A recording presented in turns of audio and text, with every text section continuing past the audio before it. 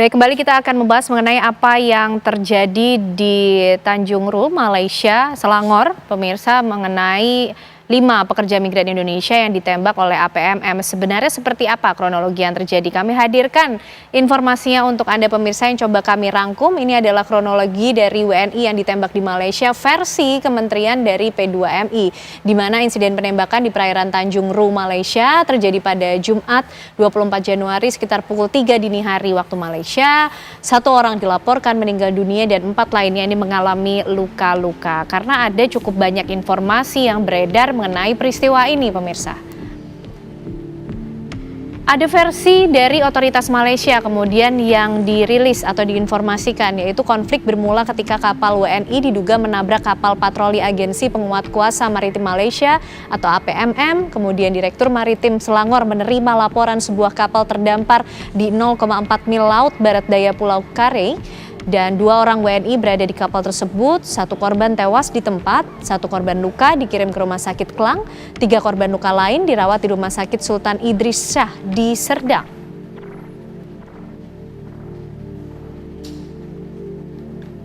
Baik, Mas Haryanto, ini kalau kita lihat tadi informasinya dari Bu Mawadah ya, istri dari Pak Hanafi. Ini diinformasikan Pak Hanafi katanya bekerja pangkas rambut di sana. Kemudian yang menjadi pertanyaan, Mas, kejelasan mengenai pekerjaan para pekerja migran yang diterima SBMI, ini tercatatnya seperti apa, prosedur atau non-prosedural. Ini sebenarnya yang diterima laporannya oleh SBMI seperti apa sih, Mas, di lapangan?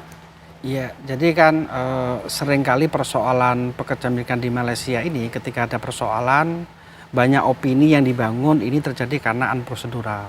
Oke. Kan? Sebetulnya kalau kami melihat adalah prosedural atau unprocedural, maka kemudian persoalan terjadi.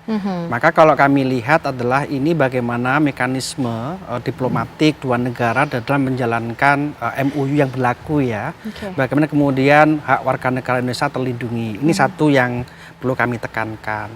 Yang kedua, kami mengapresiasi sebetulnya langkah dari Kemenlu sudah melakukan nota diplomatik yang dalamnya adalah melakukan investigasi dan lain sebagainya, dan tantangan buat kementerian baru KP2MI dengan kasus ini akan seperti apa, bahwa kementerian ini sebagai leading sektornya bapaknya buruh migran yang mampu melindungi. Maka paling utama yang kami ingin sampaikan bahwa persoalan ini kalau kemudian akarnya nggak diselesaikan akan terjadi terus-menerus dari tahun ke tahun. Akarnya apa, Mas Haryanto? Akarnya gini, seringkali kemudian kami melihat ya narasi yang dibangun oleh Malaysia bahwa mereka ini tidak berdokumen.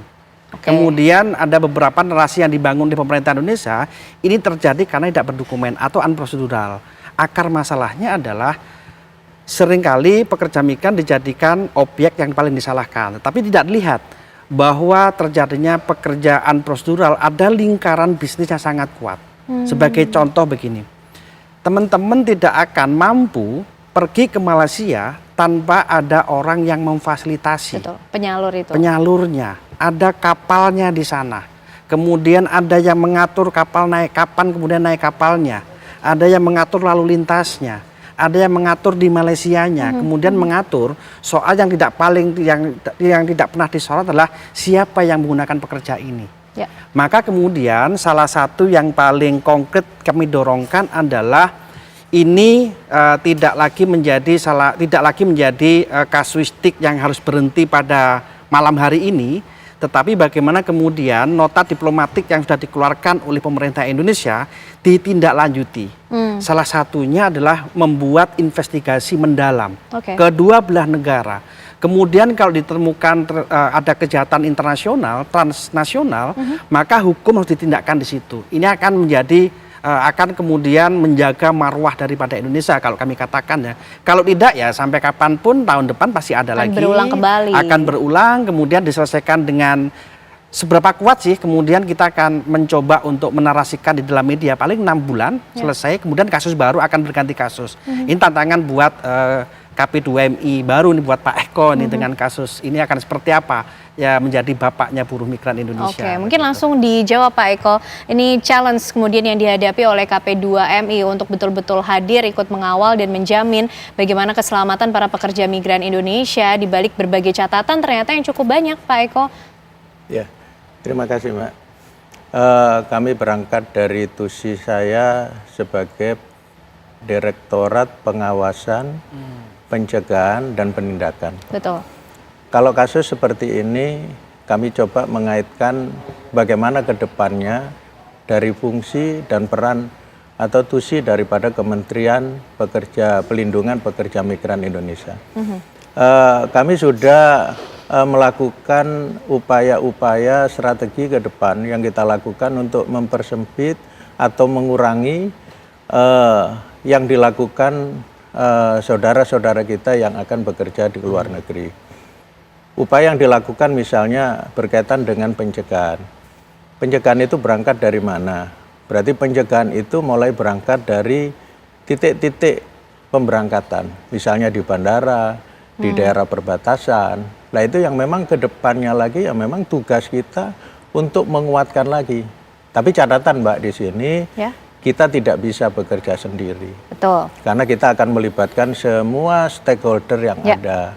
Makanya nanti ke depan itu kita bekerja sama, bergandengan tangan dengan seluruh stakeholder yang ada. Kita punya peran untuk bagaimana mencegah.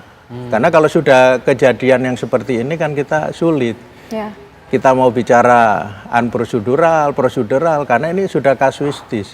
Nah ini tanggung jawab negara kita hadir tadi, bagaimana nantinya sampai di Indonesia kita fasilitasi dari embarkasi sampai ke daerah asal, kita berikan rehabilitasi baik fisik dan kesehatan. Itu yang bisa kita lakukan untuk sekarang ini.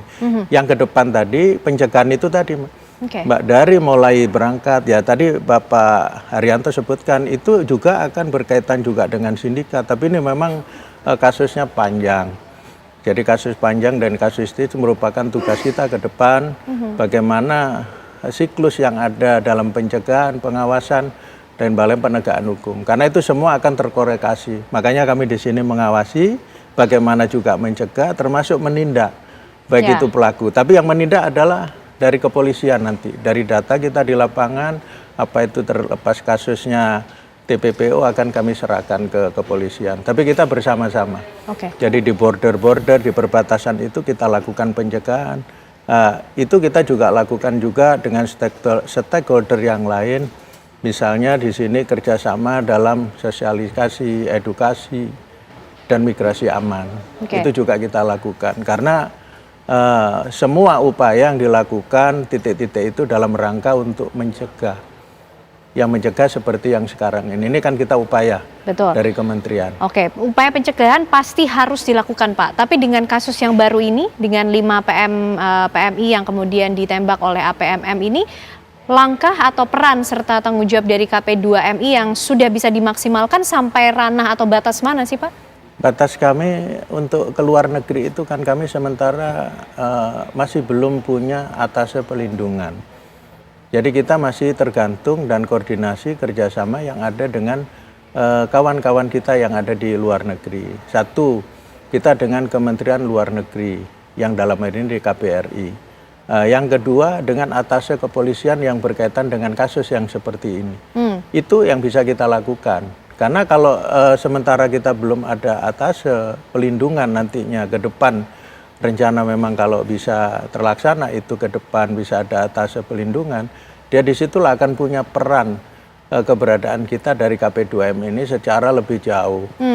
Karena sementara kita hanya tergantung dan koordinasi, komunikasi dengan stakeholder kita, terutama dengan Kemenlu dan dengan kepolisian atase yang di sana, atase kepolisian yang ada di Malaysia. Hanya itu yang bisa kita lakukan. Untuk kasus ini Pak, apa kemudian yang bisa kita pegang dan menjadi harapan saat ini? Karena cukup banyak pihak keluarga juga yang menunggu kepastian dari nasib kerabat mereka, keluarga mereka yang bekerja di Malaysia khususnya yang terlibat dalam peristiwa ini.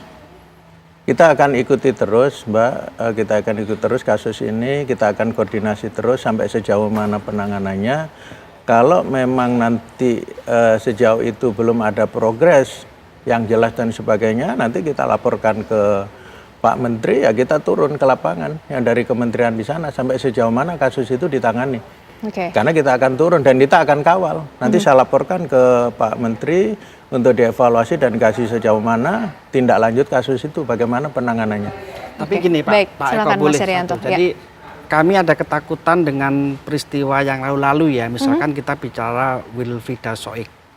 Yang jelas-jelas mereka menjadi korban perdagangan orang. Kemudian justru malah pelaku warga negara Malaysia dibebaskan. Oke. Kemudian penembakan tahun 2024 yang jelas-jelas itu dengan brutalnya yang menghilangkan nyawa pekerja migran di kerja sawit di Sabah, kemudian juga ramai di media kemudian hilang. Tapi dengan momentum ini apa yang disepakati oleh Pak Eko kami sepakat, kami sangat menghargai proses itu. Tetapi bagaimana kemudian ini menjadi langkah konkret. Koordinasi aja nggak cukup, tetapi kemudian bagaimana ditingkatkan dalam melakukan investigasi tadi. Kalau tidak, ya kami punya keyakinan bahwa ini adalah alat negara yang melakukan, jadi perlu kekuatan negara di Indonesia perlu juga hadir. Ini momentum sebetulnya, ini juga presiden baru kita juga harus mulai bicara soal ini, karena ini soal bisnis warga negara, kemudian soal diplomatik, dan ini momentum.